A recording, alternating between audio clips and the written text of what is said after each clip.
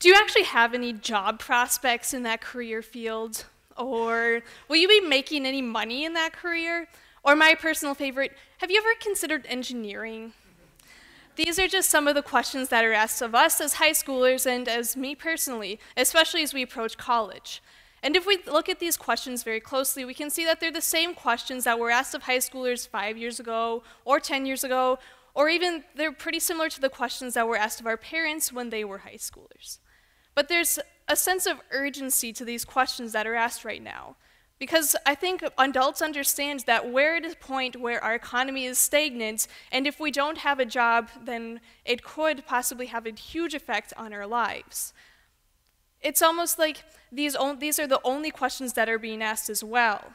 When I look back to the questions that were asked of me as a high schooler pertaining to my career field, I can think of maybe 3 people who have actually asked me if I look forward to the career that I'm going into.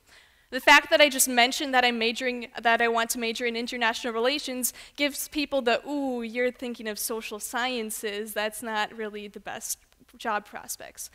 For your information, international relations does have pretty good job prospects, but that doesn't usually cross people's mind. It's usually, ooh, it's a social science.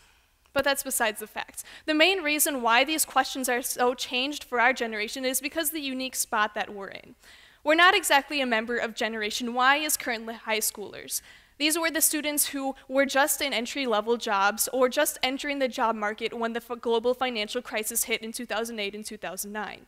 They were probably the most affected generation by this stagnant economy. They suffered the most unemployment, and they had to enter an economy that was failing in a big way, even though they were raised in an economy that was too big to fail. But of course, we're not exactly members of Generation Z either. These are the students who will benefit from all of the reforms that come about from the global financial crisis. They're going to be raised understanding that the economy can fail if you don't pay attention to it. We're kind of the overlap. Basically, this means that people are trying to give us advice as we're entering the job market. And as you know about last-minute advice, this can often be misleading. It leads to the questions like I brought up. I like to think of it as like a 3-year-old, a cute 3-year-old at that point. If you're going to go up to a cute 3-year-old, of course you're going to say, oh my gosh, you're just so adorable, how could anybody not love you?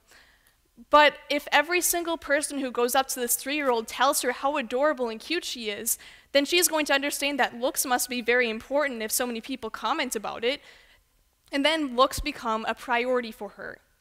If you're going to continually tell high schoolers that job prospects are important and the amount of money you make in a career are important, then they're going to understand that that is a priority of our society. And that is going to become the main priority, not whether they actually enjoy the career field or not. And of course, this could lead to a lot of unhappiness with our generation. But this is just one example of the many pressures and obstacles that our generation is going to have to deal with.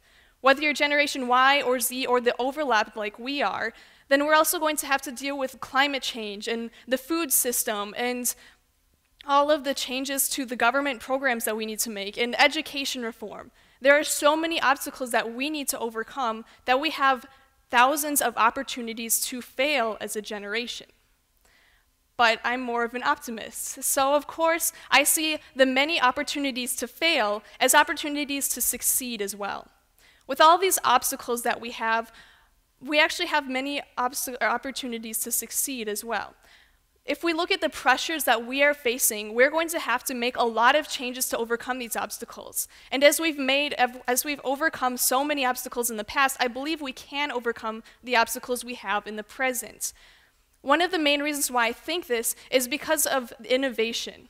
So many of these changes that we have to make won't be just changes in technology or just minor changes in how we invest our money. It'll be changes to how we live.